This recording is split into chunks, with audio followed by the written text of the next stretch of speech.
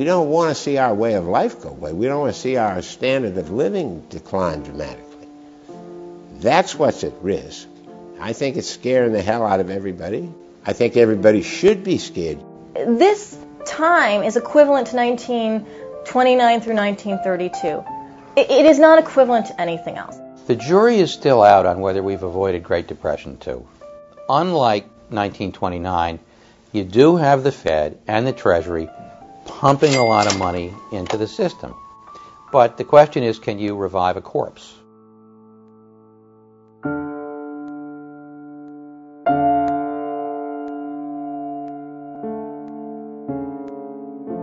What triggered this current crisis was subprime. With subprime mortgages, you could take a mortgage. They called them ninja loans. Ninja stood for no income, no job, no assets.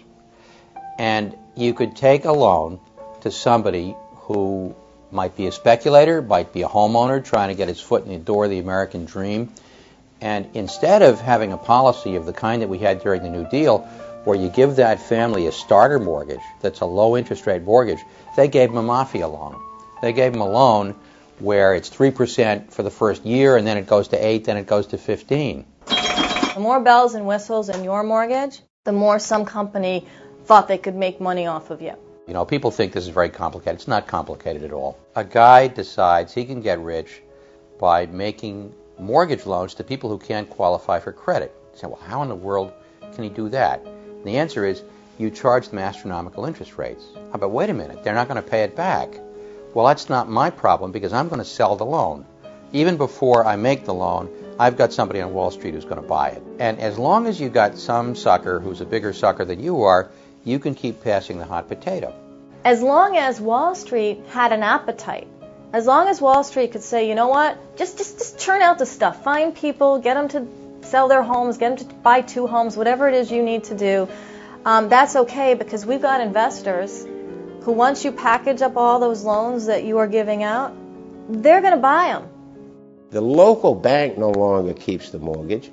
He sells it to some intermediary who packages it up with a bunch of other mortgages, right, and sells it as a bond to the American public that is told they're buying a AAA piece of paper. Not a AAA piece of paper. In the middle of 2007, people started trying to sell these bonds that were backed by subprime mortgages. Nobody wanted to buy them. And a whole bunch of banks panicked, and a whole bunch of hedge funds went bust, and then the whole downward spiral began. And then it took about a year and a half, in the same way that it took a while after the crash in 1929, it took a year and a half before the system went critical.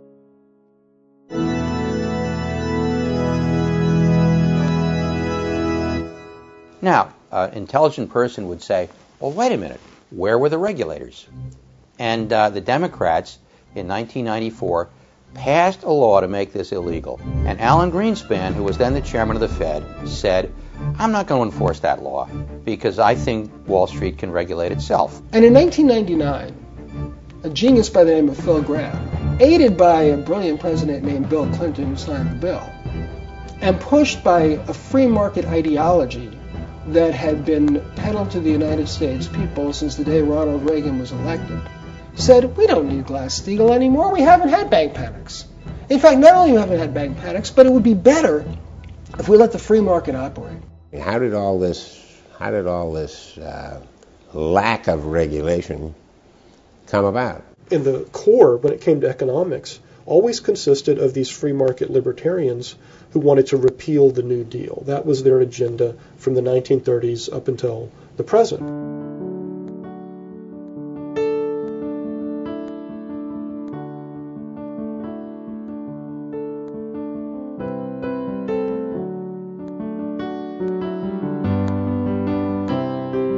Well, I think a lot of it goes back to the Greenspan years where, I think Alan Greenspan was a very smart fellow and did, I think, a lot of sensible things. I think he made 2 very profound errors.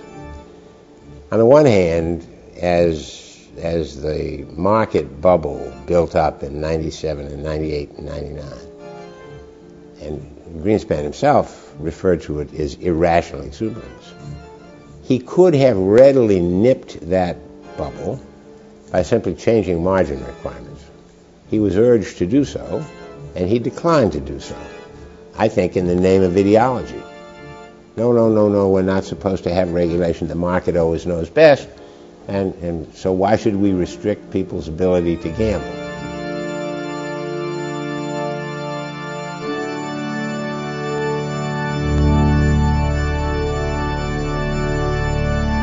I made a mistake in presuming that the self-interest of organizations, specifically banks and others, was such as that they were best capable of protecting their own shareholders and the equity in the firms. Greenspan is paying more attention to what's good for a few big banks, which was very cheap interest rates, than what was good for the economy generally. He knew that there was too much speculation on Wall Street. He could have been a tougher regulator.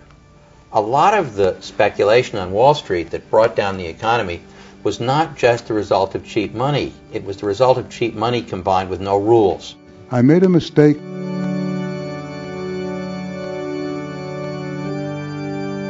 The market, was allowed to do what it wanted to do. So it went out and it levered up all these investment banks 40 times, 50 times, 60 times. Example, when Bear Stearns went, they didn't quite go broke. When they were pushed into the warm embrace of J.P. Morgan Chase, they were leveraged about 33 to 1. That means for every dollar of assets they owned, they had actually put up 3 cents of capital and borrowed the rest. What does that mean? That means if the asset goes down 4 cents on 100, which isn't that much, you're finished. You've lost everything.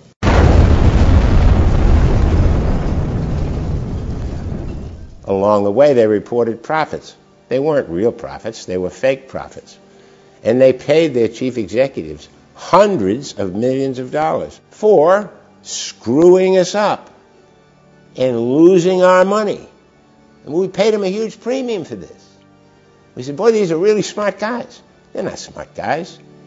You and I would never have made those loans. I made a mistake. And I think the hypocrisy of the financial elites in this country is in the fact that they're for the free market only as long as the casino is booming. As soon as the casino goes bust, they want government to bail them out. You've got a whole cadre of people that somehow believe, and there's a lot of people that actually believe this, the government isn't any kind of a solution. Government is the problem. So they forget about the fact that the government defends us. You know, the Navy, the Army, the Air Force, that's government. They forget about the fact we've got Social Security. They forget about the fact that there's Medicare and Medicaid. They hate government. They hate anything that would prevent them from having these abilities to invent stuff and then make a gajillion dollars. I made a mistake. They wanted to destroy the system that had been created from the Great Depression all the way through the Eisenhower, Kennedy, and Johnson administrations. They were not interested in making it work. They were like corporate raiders on the scale of the United States, corporate raiders who want to take over a company, bust it up, downsize it, and sell off the assets.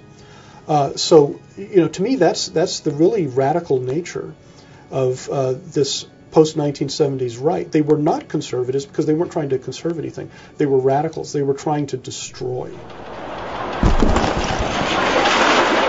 Wall Street gained power, political power, relative to trade unions, relative to ordinary people, relative to progressive Democrats.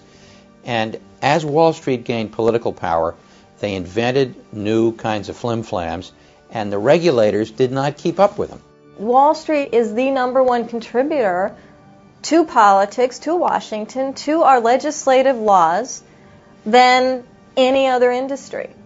And they are the number one contributor in any election, and they're the number one contributor between elections. In addition to inappropriate deregulation, we also have dishonesty, outright flat dishonesty by politicians that refuse to tell the public the truth about just how bad this financial situation has become.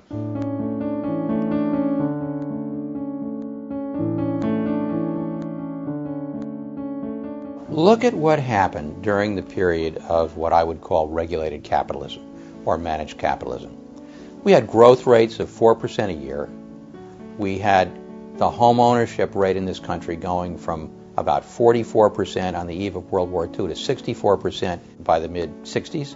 We had the blue-collar middle class. We had more and more people getting health insurance. We had Congress passing laws like Medicare. And entrepreneurs did beautifully. Corporate America did fine. Wall Street did okay. Wall Street did not make supernormal profits. If you put your money into stocks, the stock market grew about the rate of the rest of the economy. And then Wall Street got piggy. The American people should be angry. I'm angry.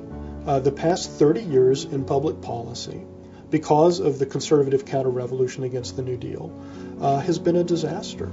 I think that we're going to be in as deep and long a recession as a result of this as we've been since the 1930s. And I think that the only solution will be when there's enough pain that the politicians in this town have to re-examine what they've done over the last 30 years and maybe look back at their history books, dust off some of the New Deal legislation, and get it back in place.